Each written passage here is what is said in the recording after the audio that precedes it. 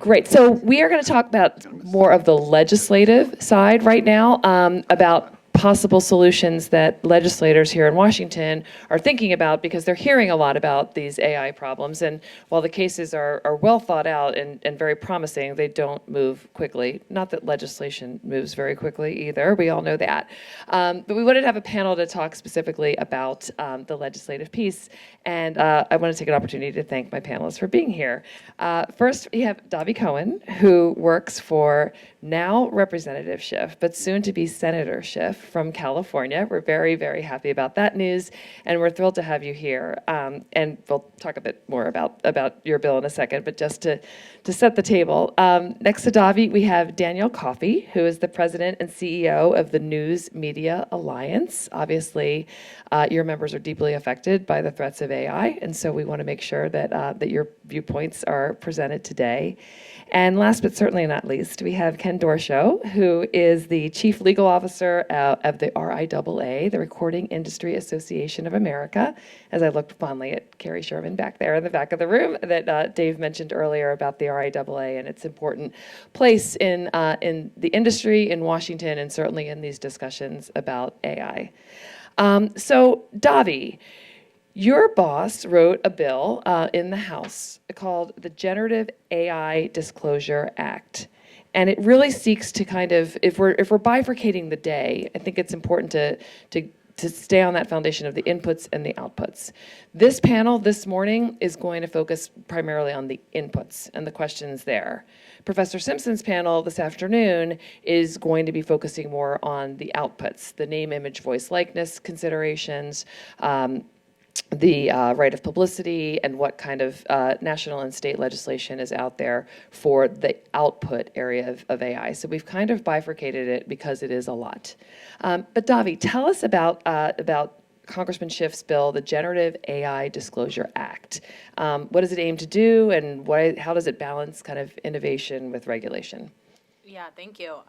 So as many folks know or may not know, and also before I forget, I am required and would be remiss if I did not say that I am here on my personal capacity and not a spokesperson for the Congressman. Okay, now that we've gotten that out of the way. Everybody get that? The reporters in the room could attribute that correctly. Yeah, so as some of you may know, the Congressman has represented one of the largest entertainment communities in the country for well over 20 years now. Goes back to his days in the state legislature as well in California. He has always represented this world of Hollywood and the surrounding area, with his district being very very much grounded in Burbank, you know, the locations of so many entertainment industry folks and just creators at large. So this has always been a top of mind issue for the Congressman, and you know, I think we can all attest to there was a point in time where we started to hear about generative AI in a new way that we had not started hearing about it previously. And you know, as a legislative staffer, I know that an issue is becoming a hot button issue when my meeting requests kind of take up for that issue. So as more and more folks came in to talk about generative AI, and as more creators came in to talk about just, you know, there was a lot of fear about what does this mean for our industry, and absolutely understandably. And so, you know, we started talking to folks and thinking about what is the first step here, because there are so many issues with this and there are so many things that need to be done, but we need to start somewhere. And transparency felt like a very good and obvious place to start, because if you're a creator and you're a rights holder and you think that you're not Getty Images with, you know, your an enormous legal team behind you, and you think that you have a work that was used in the ingestion process for a generative AI model, how do you prove that? Where do you start? And so many of these generative AI models, when they're being developed, it's very much a black box, and there's been a lot of reporting on this, you know, in the last few months and over the last year, but at the very beginning there wasn't, because we didn't know what we were dealing with. And so we were seeing the EU move a little bit faster on this, And as they were contemplating the issue of copyright works in the ingestion stage, transparency was also top of mind for them. And so that's kind of how this bill came about. And basically, for those who don't know, the Generative AI Copyright Disclosure Act requires a generative AI model developers, so the onus is on the developer, to submit a sufficiently detailed summary of copyrighted works that are used in the ingestion stage to the Copyright Office, and the Copyright Office will create some sort of database that very closely mirrors what they have created with sound recordings, with other copyrighted works. So we actually involved the Copyright Office during our drafting stage, and they provided technical assistance. And would allow this database to kind of exist for individual rights holders to access and see when their works are being used in the ingestion stage, and then it is their decision on how they want to move from there. That's great. The Copyright Office is going to be very central to all of this. Certainly, it's the regulatory setting body here in the United States as everything is going on around the world, as you alluded to. We have some representatives of the Copyright Office here now, and a speaker this afternoon on the outputs panel from the Copyright Office. You're right, Dahvi, that this happened quickly, right? I felt like we all went home for the holidays at the end of 2022, and then by the time we got back in January, everybody was talking about ChatGPT. I mean, it just seems like it came up quickly. I think those in the tech industry will say it's been around for a long time, but certainly kind of in the creator perspective and what people in this room are concerned about, it really kind of came up quickly. So we come back from the holidays. It's the beginning of January. The RIAA is holding its board meeting at the end of January, and I sat down with my friend Ken and said, Ken, what are you going to talk about at the board meeting? What's on your mind for your members to hear? And he outlined it by saying, the first most important issue is AI, the second most important issue is AI, and the third most important issue is AI. And that seems like that's how you've been running, your life and your team and your work for the last couple of years, Ken. But can you talk a little bit about your members' concerns, kind of when those red alerts went off and how the RIAA has gotten involved? Sure, happy to. Is this on? Okay. So first of all, thank you for having me here. This is great. It's a really good conference and a lot of important discussions going on. So my best and highest use here, since I'm just a lawyer, I'm not a lobbyist, I'm not a legislative guy by my day job, is to sort of talk about the practical problem and the need for a bill like, I'm going to say Senator Schiff, because it just makes me happy to say that, so that Senator Schiff put forward. At the end of the day, as you say, there's this black box problem. The AI community, the development community, is basically playing a shell game, right? They develop these systems, they ingest enormous amounts of copyrighted information, and when you try to find out what's in there, they'll say, well, we can't tell you because it's a trade secret. It's commercially sensitive information, what we put into our system, when we all know they're taking everything. So what's the secret about that, right? The other practical problem we have as copyright owners, and I'm going to nerd out just a little bit because I can't help it. In order to bring a copyright infringement lawsuit, the Copyright Act requires that you have to have identified registered works in suit. So you can't just sort of bring a case and say, I think you copied my stuff, without specifying specifically which work and then having a registration for that work. So if we're not going to know, if we can't know what's in the training data, then we can't even get into the door to enforce our rights. So it's essential to have transparency just to even seek to enforce. So that's why it's so critically important. And just practical examples of that, this is a useful segue from Kevin's presentation. Kevin mentioned there are two cases involving music generation services, Suno and Udio. We filed those cases. And just, I'm not revealing any secrets here. We talk about this in the complaints. What these generative AI services do, you enter a text prompt of a kind of song that you want. Give me something that sounds like Bruce Springsteen's Born to Run, that's, with a country twist and a hip hop backbeat or something like that. And they'll spit something out that sounds just like what you've described. And the only way they could have done that, of course, is to have ingested Bruce Springsteen's Born to Run, some hip hop and some country songs. So we went to them and said, please tell us, we have reason to believe that you copied, huge parts of, if not all of our members' catalogs. And they said, we can't tell you because it's a competitively sensitive matter, it's trade secret. Basically kind of come and get us. And so what we had to do was to kind of reverse engineer on the output side. And we're a well-resourced organization. Lots of rights owners don't even have the capacity to do this. We had to kind of reverse engineer some outputs that sound exactly like, they had features of the inputs. And on that basis, it is at a minimum, a reasonable inference to draw that these specific copyrighted works were used in the training. That's how we got in the door. And now we're going to, enter litigation, and we're just at the beginning stages of discovery. And we expect we will see the actual training data. But without having that knowledge in the first place, we couldn't have filed the case. So it's essential to have this kind of transparency, just as a practical matter, if you're seeking to enforce your rights. I'll pause with that. Such a great explanation and a great reminder of why it's so important to have legislation like Senator Schiff's. I like saying that too. It's great because I don't have to knock on wood anymore. It worked. You knocked enough times. It's wonderful. So Danielle, if you could maybe start by describing the challenges that your companies face. I know the News Media Alliance has got kind of a whole myriad of different media outlets that are very concerned about AI, and what some of the specific concerns of the media companies are. Yeah, it's a lot of it. Can you hear me? A lot of it has been discussed here. We've experienced a lot of what Ken was just talking about, and we're very appreciative of what Senator Schiff is doing. I'm from his area, and so I hold it close.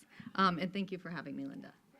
I represent 2,200 properties across the U.S. internationally. News, and now news is not just legacy news like print. It's now, we represent magazines, we represent broadcasters, because news is any medium. And it's all digital, and that's the problem here, because what we're talking about is our digital content being vacuumed up in many ways when we don't know it, and being used to compete with us. So what we do is human curation. We do it through interviews. We do it through, if it's a single topic, we do a lot of research. We do long-term investigative research, especially when it's to uncover a story like Jeffrey Epstein or something like that. And we have institutions that protect our content so that we can fight against our own, we have our own claims of maybe infringement here and there, and we follow the rules too. Defamation and other things. We hold ourselves accountable and we open ourselves up to the public, unlike a lot of these tech where you don't know actually who's the speaker. Well, in our case, we're the speaker. You can call us and complain.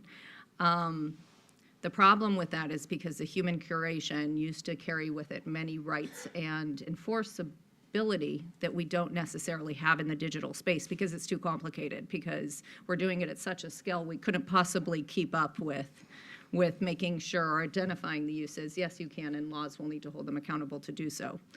What we've experienced is the same thing that Ken said, where we don't know, and it was the frenzy, and it was the beginning of 2022, and we woke up, and it was like a new world, and everybody was freaking out because they said, how do I protect my content? A lot of people thought, like Microsoft thought that they had the rights that they don't have because they had already licensed for different purposes. That was public. I'm not saying anything that wasn't reported. And in fact, we didn't consent to these uses in our terms of service. And now we're trying to block them. Can't always do so. And so we had to identify how they're using our content in the first place because we just didn't know, even our most sophisticated companies. So we did a white paper and had to hire an analyst to actually see how our content's being used in like Common Crawl, C4, things like that. And we found that quality matters. In fact, the more that it matters, I won't go into it, but the more that the curated content gets more higher demands for quality meant more news content. That's what we found. And then also in the cases, like in the New York Times exhibit that was Ken was talking about, Kevin, sorry. That was, in one of the exhibits, it was shown that there were actually verbatim uses of the content. So I know we're not talking about outputs, but I will say that the verbatim uses of our content impacts our business and our ability to generate revenue and monetize our content to reinvest in the types of things that I was talking about, like, protecting journalists, protecting against claims, so on and so forth, to monetize our content. We can't do that when the content and the outputs compete with us. So they're using our content to create summaries and excerpts and what have you, whatever AI is going to come up with next, to compete with our very product. There's something very perverse about that. That's a market harm that the courts look at, that we believe goes way beyond what should be permitted under current law. And we appreciate the work of lawmakers who appreciate the work and the craft and what goes into creating content that requires investment that is just being used by others way beyond what's permitted. And knowing what's being used is very important to that. So thank you. So, and this is a question for anybody who wants to answer it, but what do you see as kind of the role for tech companies that actually have to implement and manage the provisions of Senator Schiff's bill or other legislation that is being proposed right now? What is the tech companies' roles? What have they been saying so far about current law and what they're obliged to do under current law? And I've heard and read that that the bigger companies, the Metas and Microsoft, say that they'll be disproportionately disadvantaged because they will bear the brunt of looking into all these problems. But what are the tech companies telling you? Well, that's kind of a rich comment. It's sort of like, it's poor us. We took everything, we scanned everything, and therefore, because we're so big and did so much of this, it's an unfair burden. I mean, come on. Don't shed a tear. Yeah. So what? I'm sorry, I just kind of jumped in. What the tech companies are telling us, at least, and I'd be interested in hear what you guys are hearing as well. I mean, it varies from I guess company to company, but generally speaking, and I think they're sort of right. Like there is no, until this bill becomes law, there isn't a clear obligation under existing law for them to say what they used. And that's the fundamental problem. I mean, I completely agree with Danielle.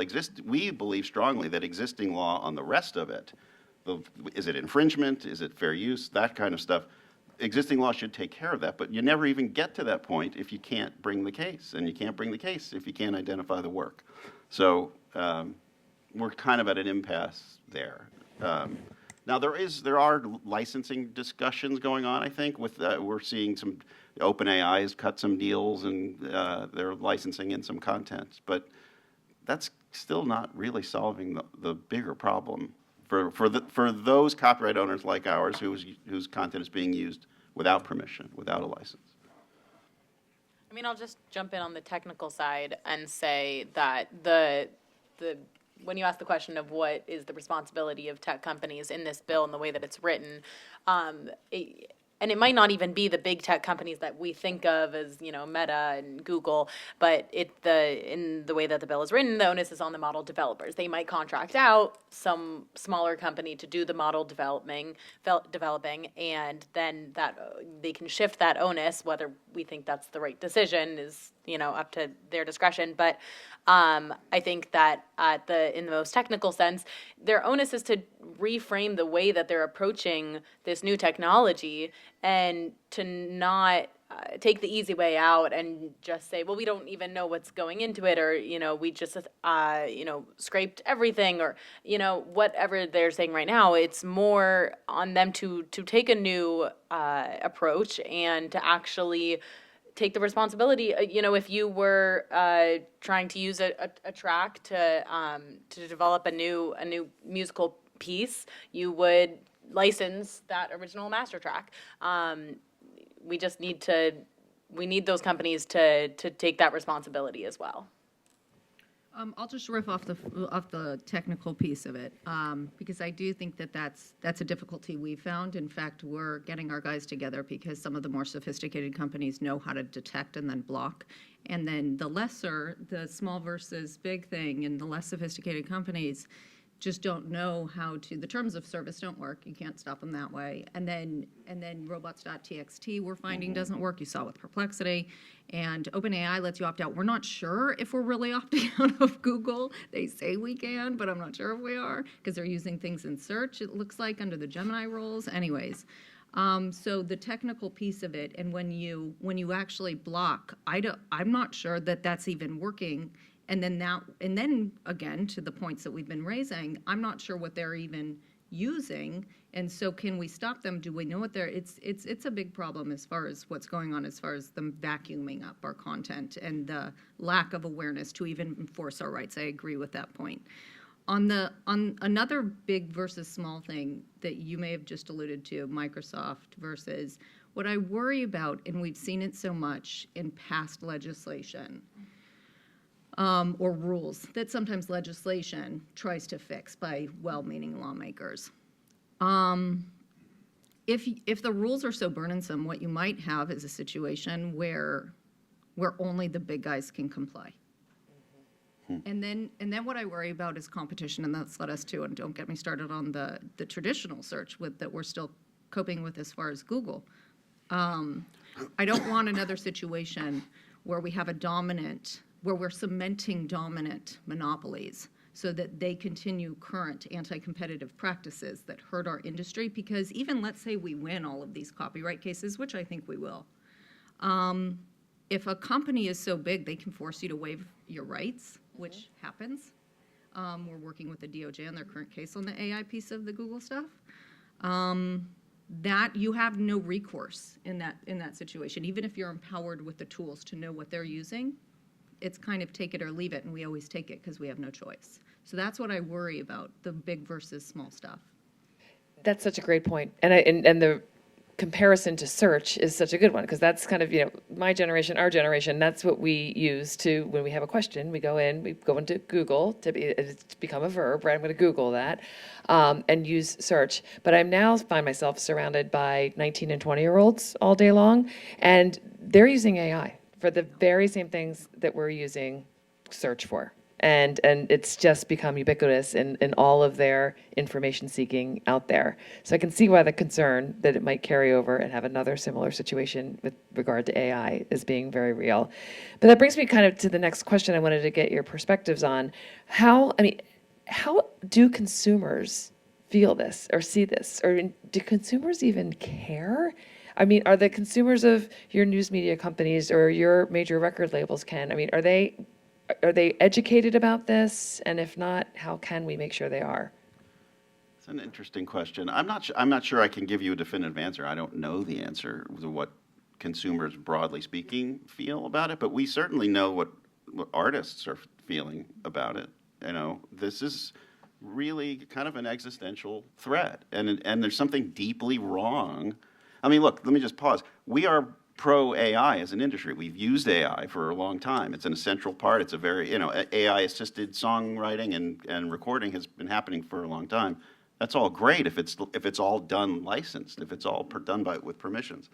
But we're, everybody, I don't want to say freaking out, but everyone's very worried about being replaced by, there's something deeply wrong about taking someone's life's work to train an AI system that is avowedly for the purpose of generating music that will compete with the very thing it took to train without permission.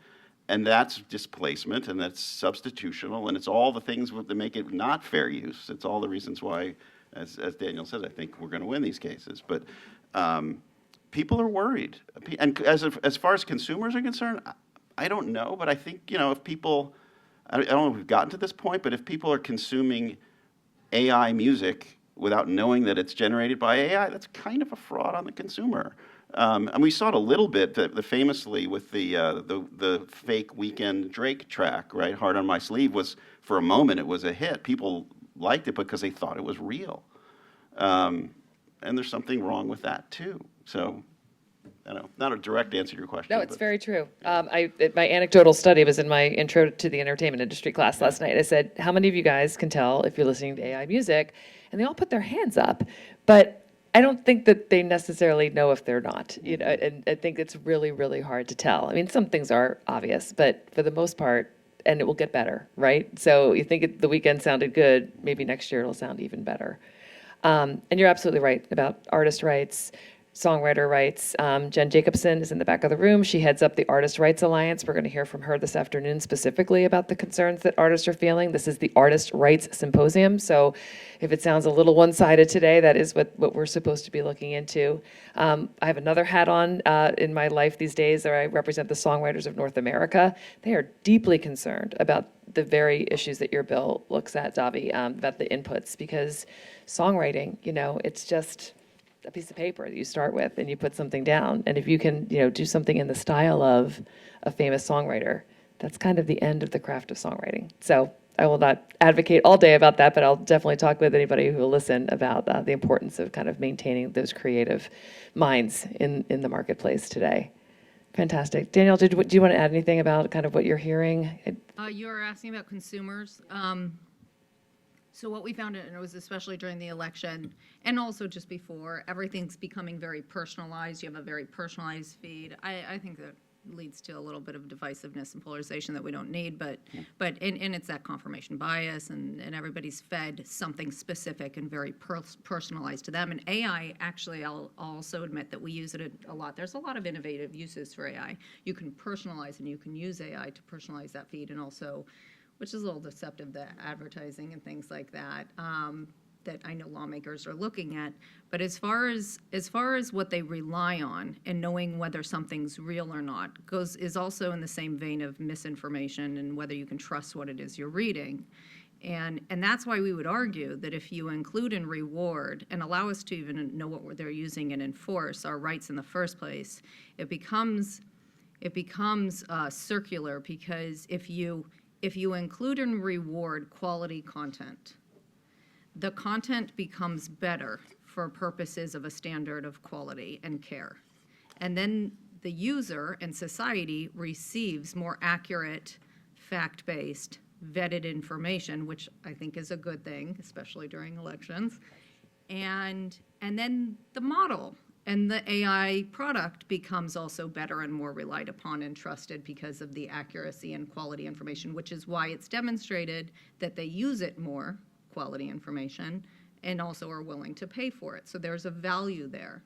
And then there's an intangible value, which I think is what you're talking about, in the trust and the accuracy and the ability to know what people are believing is true or not. And I can't tell. I see these, and I think that You do this for a living. We talk about it all the time. Yeah, it's really, really hard to tell. Yeah. So true. Well, legislation is going to be a big part of this. Ken, I know you reminded us you're not a lobbyist. There are lobbyists in the room. Happens to the best of us. I do play one on TV, though, sometimes. Exactly.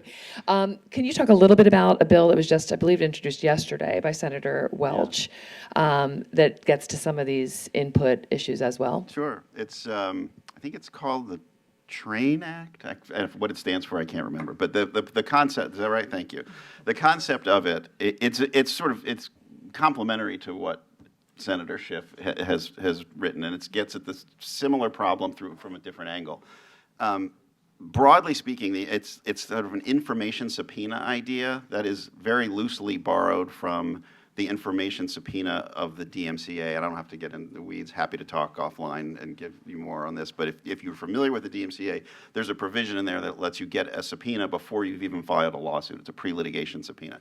So the idea here, that's the only thing it has in common with the DMCA. It's totally different. The idea here is if a copyright owner has a good faith basis to believe that an AI developer has used their work to train the model, they can get a subpoena. This is, of course, if the AI developer won't tell you what they used, which is pretty much always. You can get a subpoena from a court that requires the AI deployer, the developer rather, to disclose what of your work they used. And if they refuse to comply with the subpoena, then it will create a rebuttable presumption that the thing you thought they copied, that they actually did copy. That allows you to get into court to file the lawsuit, and then, if they didn't if the AI company didn't copy your stuff, then they can show that in court. But they have to at least respond to the subpoena under penalty of perjury as to whether or not they did or didn't copy the material you think they copied. It's the upshot of it is it creates a rebuttable presumption. The failure to comply creates a rebuttable presumption that allows you to go to court, and it solves that. It's the same problem we're talking about. You can't get in the door without identifying the works. Excellent. And so it sounds pretty complementary to your bill, Dahvi. Yeah, I think that it really is the same issue, just a slightly different approach. And I think if both passed, it would set up a really strong system for rights holders to get at this issue. And so we're looking forward to working alongside that next year. That's fantastic. And folks in the industry are watching too. So hopefully the pressure of having Senator Schiff's bill and Senator Welch's bill will hopefully provide the leverage where maybe people can sit down at the table knowing that the government's about to regulate on this. Maybe there's an interest in maybe self-regulating a little bit, as we heard about from our esteemed students this morning about self-regulation. Hopefully some of these companies might take a hint that they need to take these things a little bit more seriously. I've been asking a lot of questions, and I know this is such a hot topic, so I'm going to open it up to questions from the floor. If you have one, please raise your hand, and we will get you a microphone. In fact, Helen, you can have mine. This is for the purposes of recording. Thank you. My name is Helene Lindvall. I'm the president of the European Composer and Songwriter Alliance, and this is really, really interesting because we've been trying to lobby legislators in the EU, obviously, about the AI Act. And there's 2 points that you kind of touched on that I would love to you to kind of speak a bit more about. One of it, when it comes to transparency, because part of the AI Act is the transparency clause. But at the moment, we're very frustrated with the details, how accurate or how granular that transparency is, because legislators tend to be more broad in their kind of view of transparency. That's my first question. Like, how do you get that granular? My second question is about opt-in and opt-out. And we, as an organization, are still pushing for opt-in. We know that it's an uphill battle, and a lot of organizations, creator organizations, have kind of given in a way, saying it's not going to happen. But for us, we're just frustrated because opting out, it seems like such a blunt tool in any way, because already all our CMOs, pretty much, or most of our CMOs in Europe, have opted out with all their catalog. So how do these companies still function? Because it's impossible that they haven't used our works. I'll just answer the first question there about granularity. And I think that when we drafted this bill, it was still very early, relatively speaking. I mean, it's still early, relatively speaking, because technology moves faster than Washington, and it will never not move faster than Washington. But I think we did look to the EU and the AI Act, and that's why that language that we use in our bill so closely mirrors what's done there. And I think the great opportunity that we have in this next Congress is to tweak that language if needed. If we look to the EU and we see, okay, this sufficiently detailed summary requirement has not gotten at the details that we thought that it might, but it was a great place for us to start, knowing that we were, in the House, we were under leadership that was not interested in moving forward any AI legislation. We wanted to get something out the door to show our constituency and creators that we care about this issue and something needs to be done.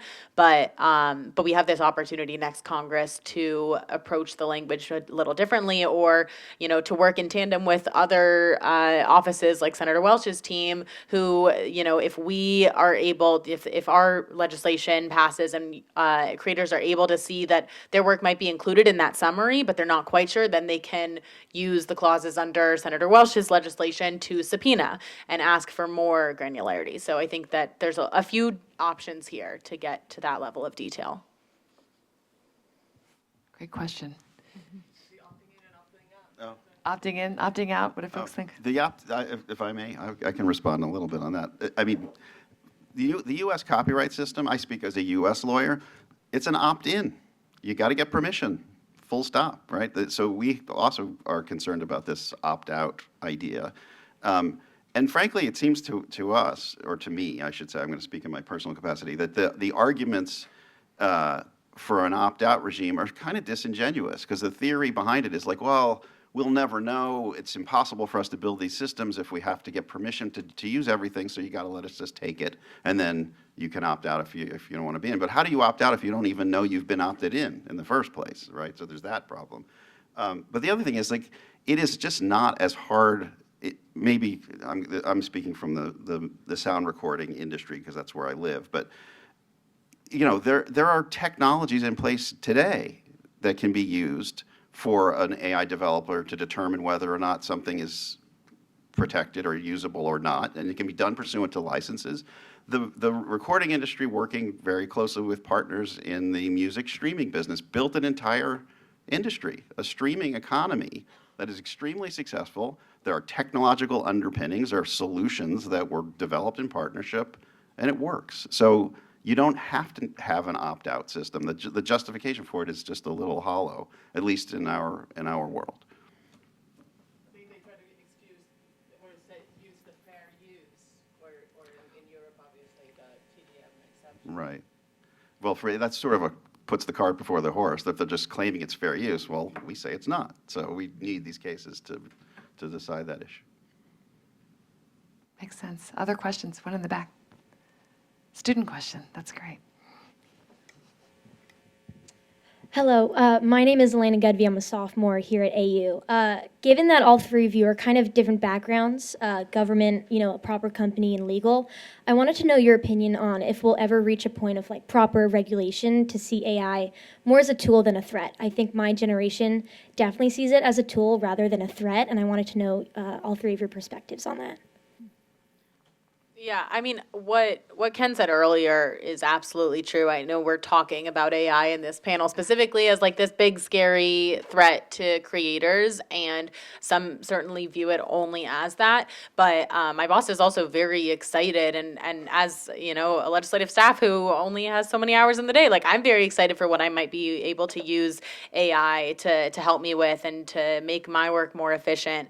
But we would be remiss if we did not look at the issues caused by AI that our constituency is particularly worried about. But all to say, the creative community has been using forms of AI for a very long time and is excited to continue doing that. And the creative community is also not a monolith, and I know that a lot of people in this room will agree with that. And so everyone's going to approach this a little bit differently on the spectrum of in every situation is going to be different on the scale of threat to tool.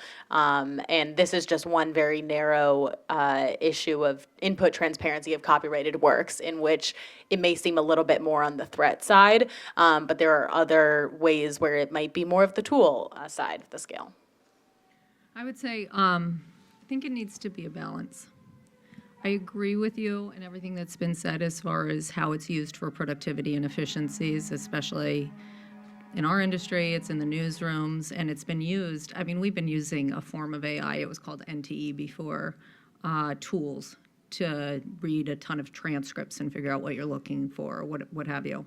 And I do think, and we need productivity right now because we need, to generate revenue and monetize our content, and I think that's important. And we also support the innovations that are coming out around AI, and I know everybody's very excited about it, which is why there was the frenzy. At the same time, if we let technology, and we've just seen too many times in history where we haven't regulated properly because we don't want to kill the internet or whatever it might be, we've let things get away from itself, and then humanity or communities are deprived of community standards.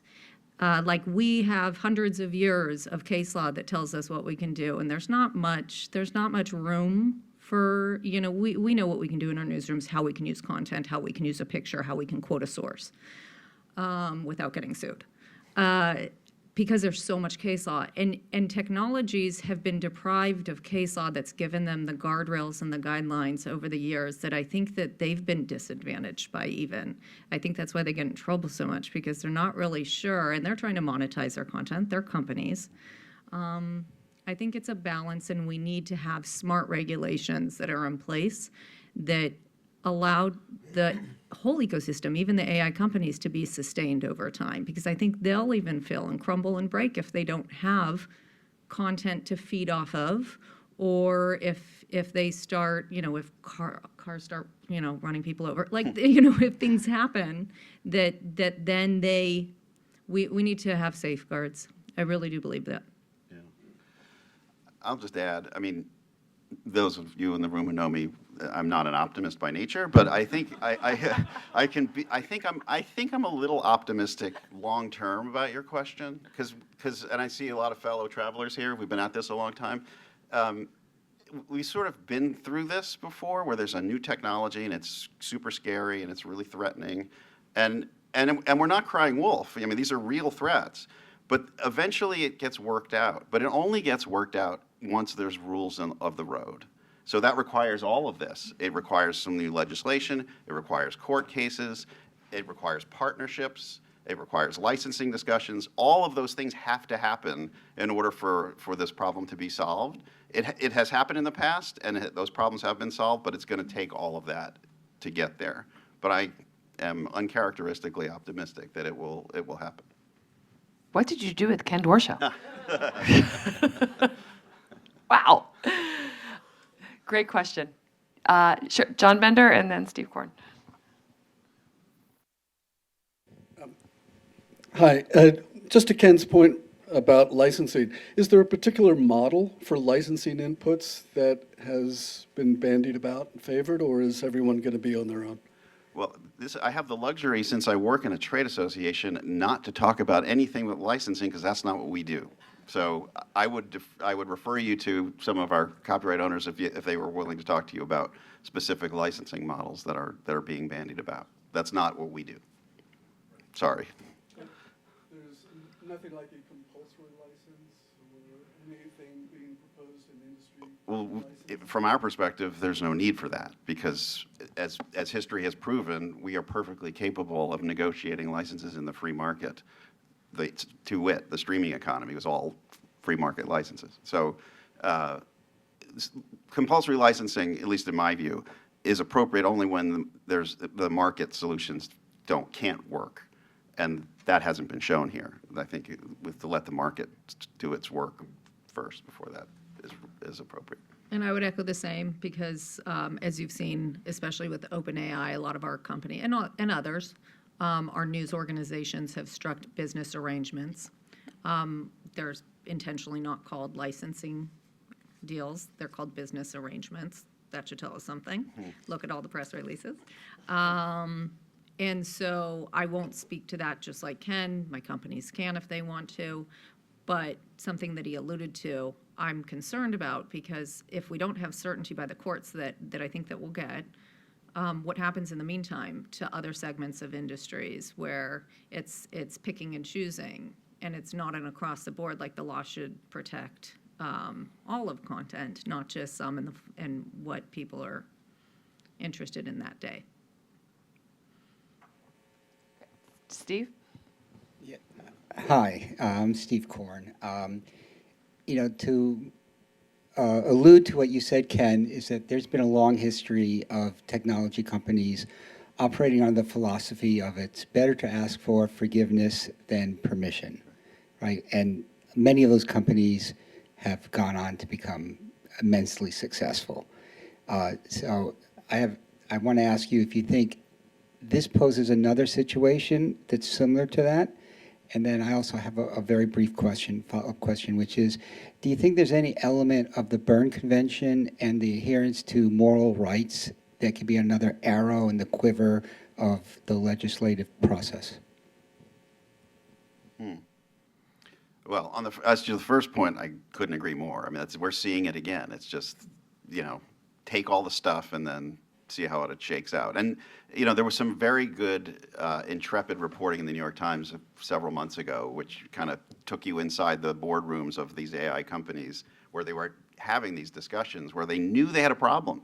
They knew that this was a risky thing to do, and they went ahead and did it anyway, because they were like, ask for forgiveness later. That's a familiar pattern, and we think this is exactly in the same mold, except the stakes seem even higher this time, because it is existential. It really is. On the moral rights thing, I may pass on that one, because I haven't given enough thought. I don't want to be in an open forum opining on it. And maybe it seems more of an output question than an input question, because we are seeing issues about likenesses, deep fakes and all of that sort of thing. And the right of publicity in the U.S. is not a copyright, it's a different right, but it kind of gets at something similar, the inherent right of the individual to control their use of their likeness. So that's part of the discussion, I think. I'm not going to answer the burn question either. But can I mention something I've noticed on your first question, which is ask for forgiveness instead of permission, and thriving innovation, and sometimes it's worth it, and collateral damage, and all of Andreessen's comments. What I've noticed in all of the rhetoric is from the AI companies is kind of like a contradiction, because it's, we need this content so bad. They're on the record. OpenAI in Europe, it was, we need this copyright protected content. You can't possibly withhold it from us because it just won't work. Okay, so there's a recognition of the value, but then on the other hand, you see, oh, it's at such a scale, everybody's just a 1 and 0, you don't matter, there's no distinction between one and the next. And it's like, which one is it? Because I was told that when we were discussing with an AI company, how they would participate with our companies and how they approach acquisition of their content, and they said, how many words do they have? And I'm like, oh, we think about our words as being very important, and the words that we choose. And it's not 1s and 0s to us. So, and then they'll acknowledge that. So it's just it's a bit of a contradiction if you hear them speak. I do think that the moral rights burn convention, stay tuned for Professor Simpson's panel this afternoon. I do think he's going to talk about that, and that's in our last panel of the day. So stick around, Steve. You got to hear the answer to your question. I'm sure John Simpson will take care of that. Yes? You got a thumbs up from the boss. Okay. Any other questions? I know that this is, there's one over here. Yes. I love the student questions. You get A in class participation today.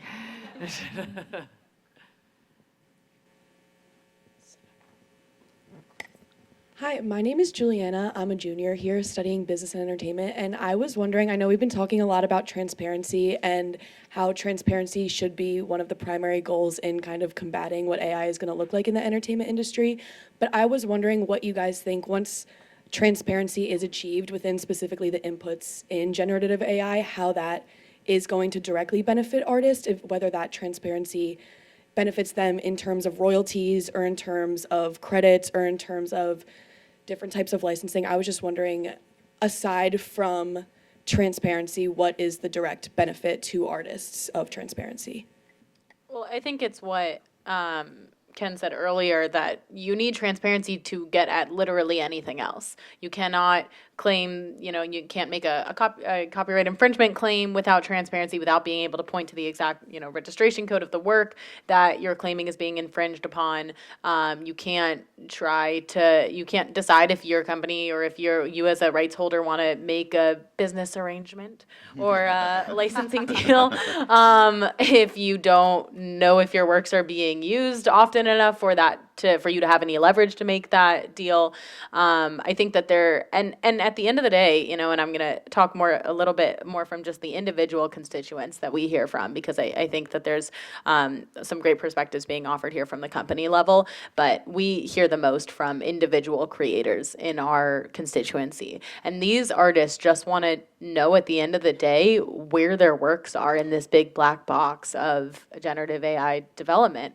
They just want to know So, you know, a single photographer in Burbank just wants to know if their photos are being used in these new image AI model developing input stages. And like at an individual level, they deserve that.